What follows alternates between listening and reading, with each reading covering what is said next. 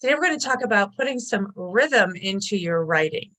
Now, language is music, and when you write, it's more than stringing words together. You're composing. You're arranging the words to create the tune that tells your story. So how do you create the sensation of rhythm in your writing? How do you add a lyrical flow or a staccato punch? Developing a rhythm is important because it keeps the story moving. If it all sounds the same, then it gets boring, and 3,000 words read like 6,000. There are many different techniques to do this, and we'll cover them so that you can make your words dance. So when it comes to putting rhythm in your writing, sentence length is the easiest to notice and then to fix. So here's an example. This sentence has 5 words. Here are 5 more words. 5-word sentences are fine, but several together become monotonous. Listen to what is happening. The writing is getting boring. The sound of it drones. It's like a stuck record. The ear demands some variety. Now listen, I vary the sentence length and I create music. Music, the writing sings. It has a pleasant rhythm, a lilt, a harmony. I use short sentences, and I use sentences of medium length. And sometimes, when I am certain the reader is rested, I will engage him with a sentence of considerable length, a sentence that burns with energy and builds with all the impetus of a crescendo, the roll of the drums, the crash of the cymbals, sounds that say, listen to this, it is important. That's Gary Provost, and he's got a great book, and that I will put a link in with the email when I send you the cheat sheet for ways you can improve the rhythm in your writing. Punctuation, or lack thereof, is another way to put rhythm in your writing. It's a big one, and adding extra commas to force pauses. You can also remove them to keep it going. Periods stop. Semicolons make connections, and ellipses urge the reader to wonder what happens next. So punctuation is communication. Here's another example. The next day I arose at 5 to join the monks' morning service. The garden was obscured in a rice paper mist, and the floor chilled my stocking feet. I followed the 6 resident monks and nun in their rustling robes to the main hall, and sat as they did on the tatami mats. Yamada Sensei, sitting in front, began to chant, a low, deep, long wail, and the monks took up the prayer, breathing in, bellowing out, filling the hall with sound. One monk slowly tolled a huge gong. All around, gold and red lacquer and deeply polished wood gleamed. Incense spiraled into the air, and the chants and gongs surged and subsided, rose and fell, rose again, until the temple seemed one huge vibrating voice, and we its chords. Ahead was the Kyoto of day, of trolleys and tourist buses. But for me, just then, there was only this Kyoto of incense and chant and gong, of stone lantern and paper screen, of priest and monk and nun, this place of waking dream. It's one of my favorite pieces of travel writing that I've read by Don George of The Lonely Planet. And this is in his book, Lonely Planets, How to Be a Travel Writer, which has several really good examples. It's a book I recommend. But if you take a look at, and the reason I put the text on the presentation on the slide is because I wanted you to see the punctuation. You can see how he uses the em dashes to insert a thought in there. It's like a parenthetical thought, but the em dash is more connected. How he uses commas to force you to pause. Now, if you were to put this through like Grammarly or Pro Writing Aid or even like Word's grammar checker, it would say a lot of those commas shouldn't be there. They're extraneous, but he actually wanted you to pause, take a moment. There's also the use of an extra and of incense and chant and gong. Grammatically, it's a list, so it would be incense, comma, chant, comma, and gong. But because of the lyricism that's associated with inserting the ands, that's a better choice in this instance. So I think if you start recognizing when you read something and then just look at the punctuation that the authors use and the writers use, and you can see how they've given you that emotion, that feel. Okay. So these are the steps. I mean, it's writing with rhythm right out of the gate is challenging and it's difficult, but that's what editing is for. And that's one of the things that's great about writing, is because you can always go back and edit. It's a series of steps. There are different techniques you can use. So I've got a total of 13. The first one we've already covered: vary the sentence length. Second, vary the paragraph length. So you can go from short to longer to short to longer, depending on what flow you want your piece to have. You can change the sentence structure. So for example, if you pay attention, if maybe you start your sentence with a clause and then you go into the main sentence and then you start the next one with a clause. I mean, that is a sentence structure that I tend to favor.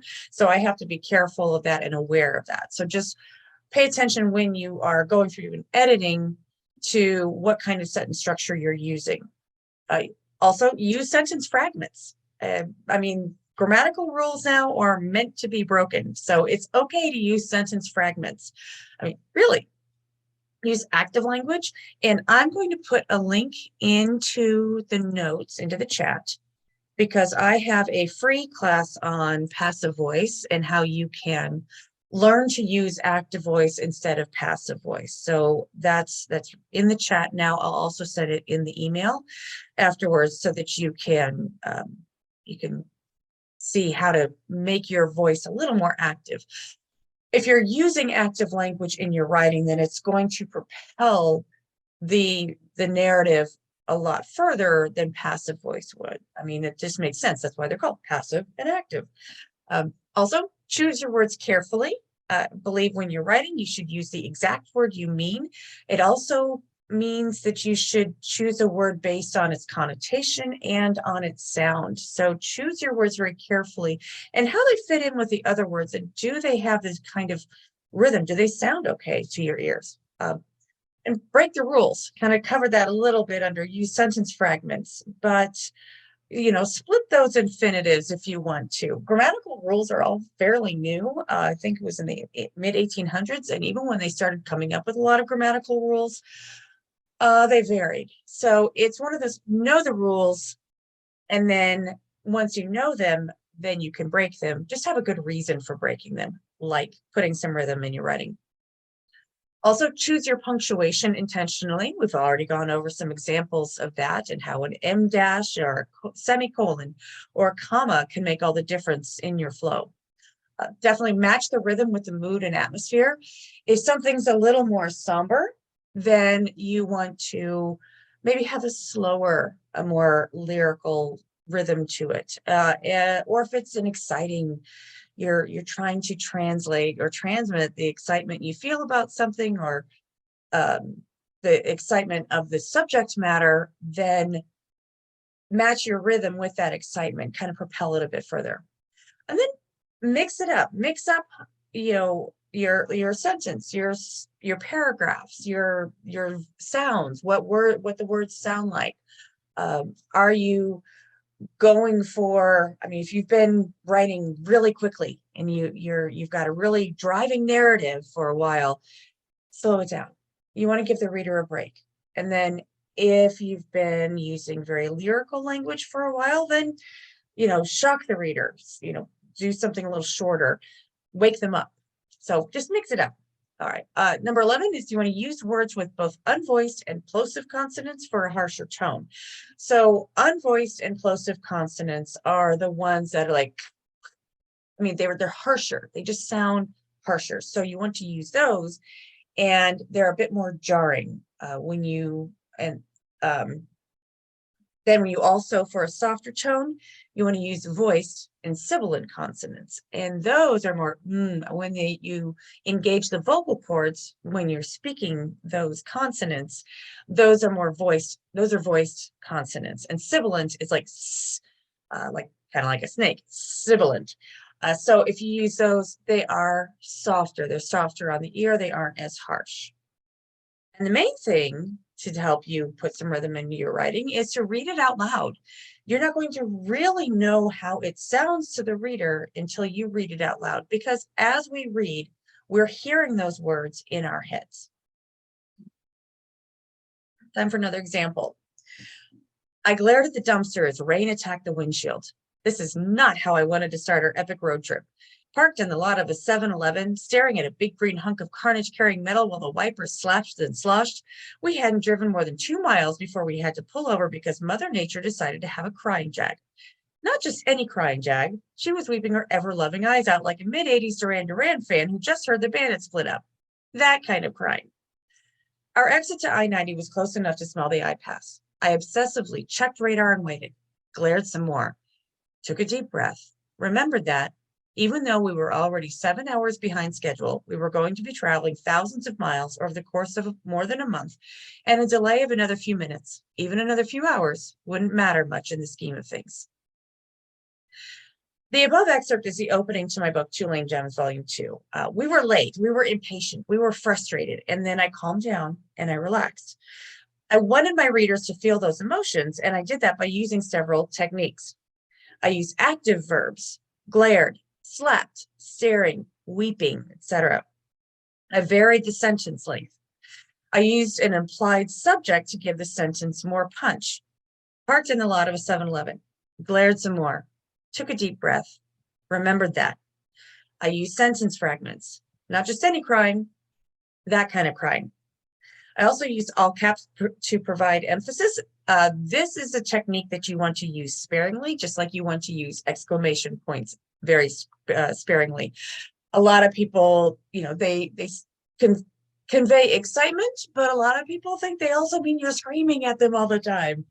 And there are words that can convey that excitement better than an exclamation point. And then finally, I finished this sentence, the second paragraph, with a long, complex sentence with lots of commas, and each comma causes the reader to pause. So they're pausing multiple times throughout the end. Those commas act like breaths, and they help the reader to take a breath along with me or with the subject matter.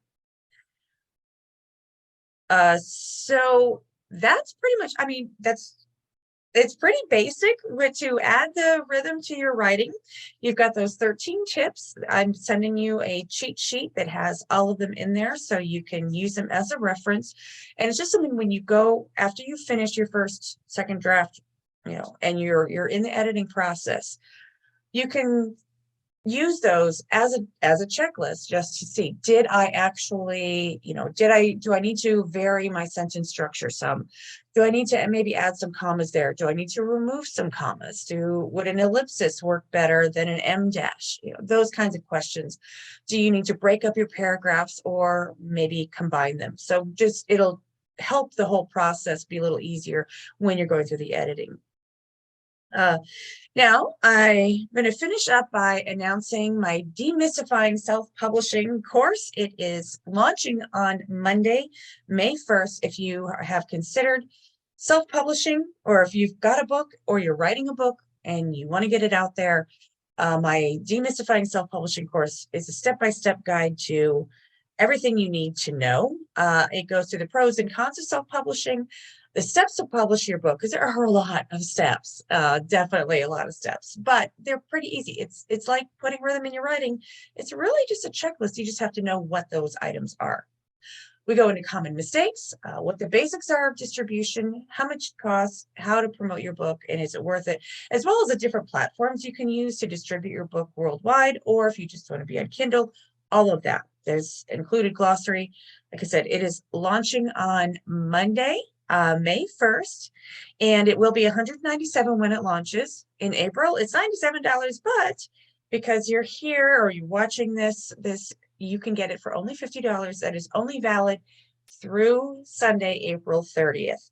So if you use the QR code that's on the screen, or go to tlt.rocks/self-pub-April, and you can check it out. It's got more details on it, but that's it.